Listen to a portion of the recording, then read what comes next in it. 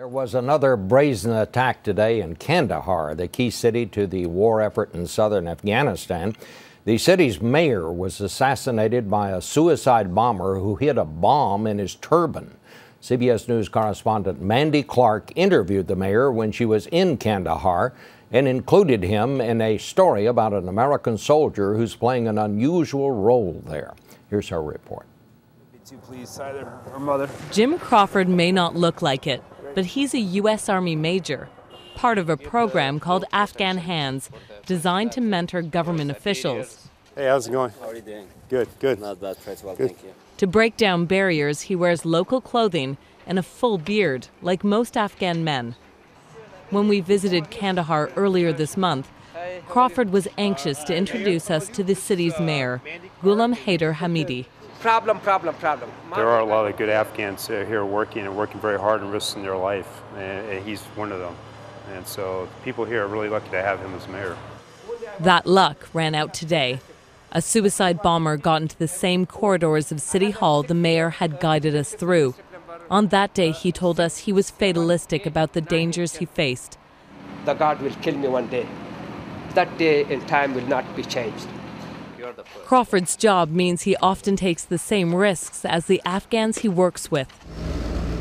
While most U.S. soldiers travel around Kandahar in heavily armored vehicles, Crawford suggested we see the city from an auto rickshaw. What is it like being a soldier who gets to ride around in a rickshaw?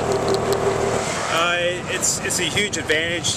I'm able to understand them a bit more than, if you're driving around an armored vehicle. And so it's sort of like from inside looking outside.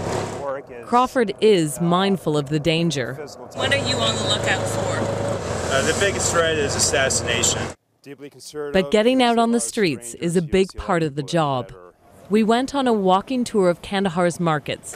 Crawford advised I'd be safer wearing a burqa. Are you used to wearing local clothes? I am now. I certainly got a different view of life through a veil, but not the protection we had hoped for. The crowd started stoning us. Another stone was just thrown at me. Ow! Hey, knock it off. Have you got that before? Ow! We still getting stones thrown at us. That's the first time. It can be a painful process, but working through cultural misunderstandings is part of the job. In this case, the crowd may have mistaken me for an Afghan woman walking with foreign men. This is a very conservative, segregated society.